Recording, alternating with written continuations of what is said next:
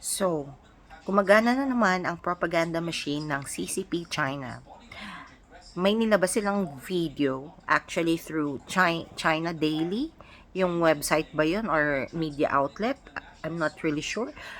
But, nakita ko ito sa SOCMED. Laganap siya sa SOCMED at pinipiestahan ng mga kababayan natin dahil napupuot talaga sila at nagagalit. Nagagalit tayo, hindi lang, ewan ko sa mga DDS, pero, at mga chinadors. Pero, come on, ito'y paraan ng pambubuli na naman. At diskriminasyon, racism ito.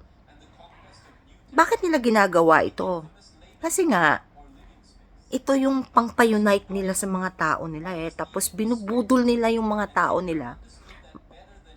Ito yung pinapaliwanag nila sa tao nila. Komunista talagang style na yan. Sa totoo lang. Kasi ganyan naman ang mga communist countries lagi. You have to control the people. Paano mo i-control ang people?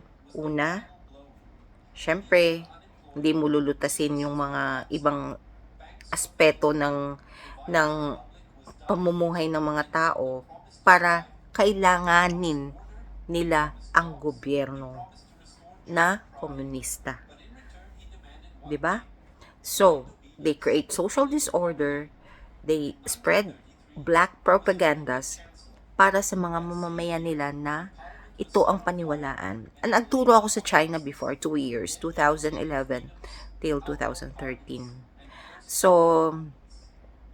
yun talaga, ang sa school, yung mindset ng mga bata, tinuturo talaga na, ito yung kalaban nating bansa, ito yung kalaban nating bansa, ito yung dapat mong paniwalaan.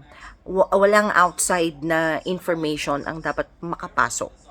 So, walang YouTube doon, walang Facebook, walang YouTube, Yahoo, walang Google. May sarili silang mga versions. Bakit ayaw nilang ipasok yan? Kasi nga, ang mamamayan nila is makaka-learn ng katotohanan na nangyayari sa labas ng bansa nila.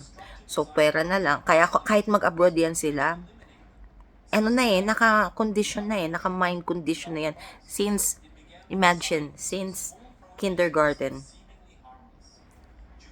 Tawag nito, hinuhulma na ganito ito yung katotohanan, which is not the real truth naman talaga sa maraming bagay.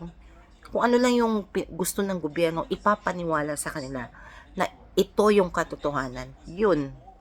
Kaya ito, nilalabas na naman nila yung video na to to persuade their mamamayan na they are powerful and they are big. And sa kanila yan.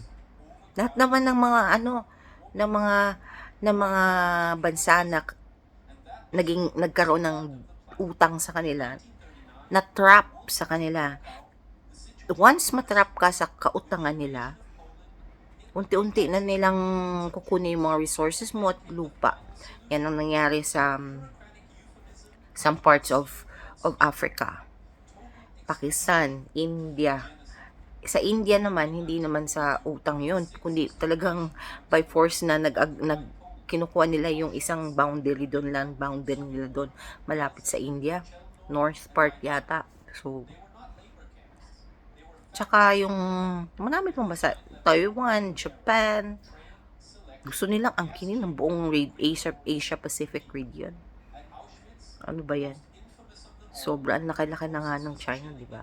But of course, they want to prove their power.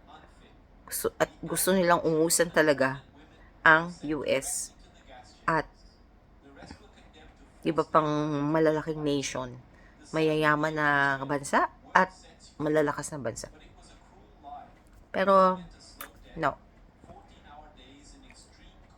ang buong mundo ay nasa likod ng Pilipinas at ng ibang Southeast Asian nations na ginagambala at inaagawan ng teritoryo ng mga Czech. Wah! Sorry, pero kailangan lumaban. Hindi na to okay. Okay, panoorin nyo tong video. Tingnan nyo. And leave your comment kung anong masasabi nyo. Out on the open sea, someone had put together the world's most wobbly karaoke stage. Go on! Start singing! We attempt to bypass China and initiate the so-called maritime delimitation talks. Wrong song! Stupid monkey! We gave you the other lyrics! Here it is. Oh, for goodness sake! Wait! This wasn't in the script!